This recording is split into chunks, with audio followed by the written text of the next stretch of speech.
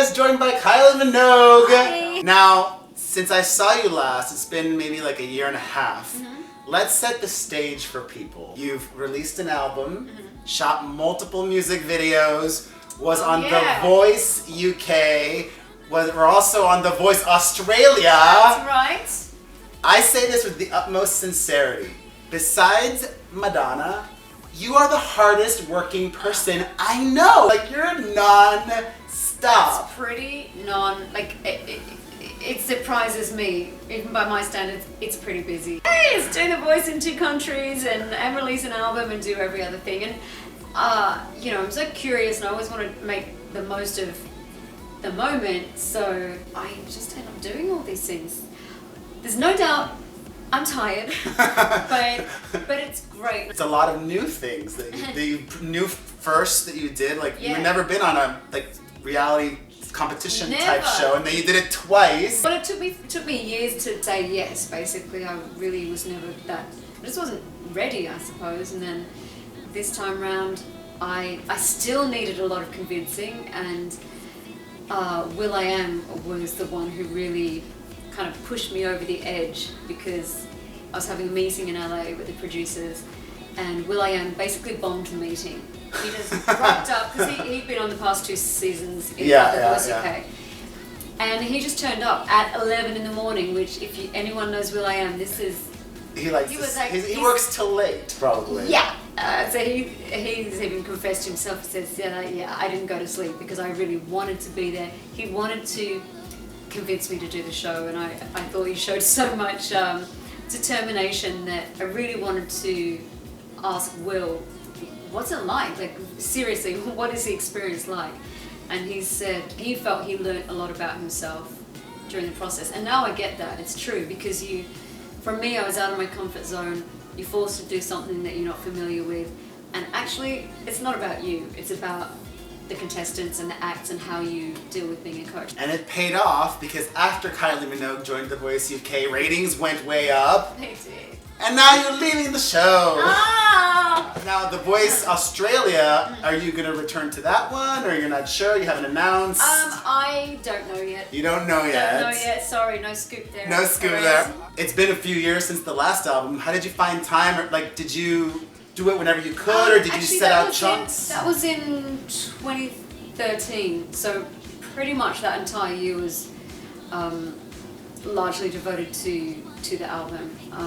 Recorded most of it in Los Angeles, which was great fun, just kind of hooning around there in my car and doing things a bit differently. You weren't driving, though. I was driving. You were driving? Of course I was driving. I don't know. I loved it. So now, Sia worked with you as kind of the executive producer. Yeah.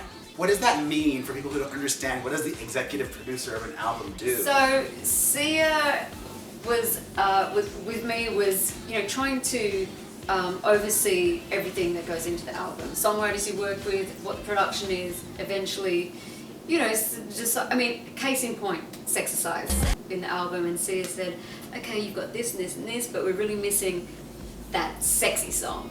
And to reference one of mine, we said, like Slow from Body Language. Slow is, it's the hot song. And so we did Crystalize. So it's kind of, well, there's a lot of sexy on the album now. trying to balance the album, just make it the best possible album it can be. But she's the coolest. She's got so much talent. And Australian. And she's an artist, but now she's kind of created this amazing place for herself where, yes, she's an artist, but she manages to do it without having to be frontline doing all the promo and being visible. The invisible artist, I think, is what the New York Times maybe called her. I have such admiration for her. Had you worked with her before? No, but we did a couple of sessions where it was just a writing session, and that's how I got to meet her and realised that we got along so well, and I wanted her to be a bigger part of the album. You also worked with Pharrell, who's had an amazing 12 months too. Yeah. Had you worked with Pharrell before? No. I mean, Sia and Pharrell, I'd wanted to work with a lot of firsts. So yeah, a few dreams coming true on this album. Now the song with Pharrell is the new single. I was gonna cancel. I was gonna cancel. Then I realized the time is just like money and love. Watch how you spend. And the inspiration for that was you were going to cancel on Pharrell, but you did it because you were not feeling so good. I never imagined Kylie feeling. I always imagine you happy. Well, that's good, but that's impossible. Yeah, to make it short, I can say I was just having one of those days, like just one of those days. I arrived to the studio and, it's a studio where there's quite a few people milling around, and the first person I saw was Pharrell, who asked the simple question, "Hey, how are you?" And I just burst into tears. Oh. Yeah, I did.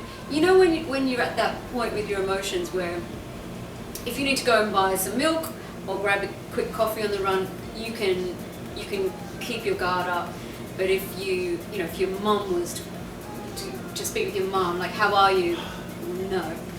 Not that Pharrell's like my mom, but it was someone that I couldn't have that distance from because we're about to work in the studio together. Anyway, he was very gracious, and so there's an absolute truthful story behind that song, and it turned out to be such a positive song.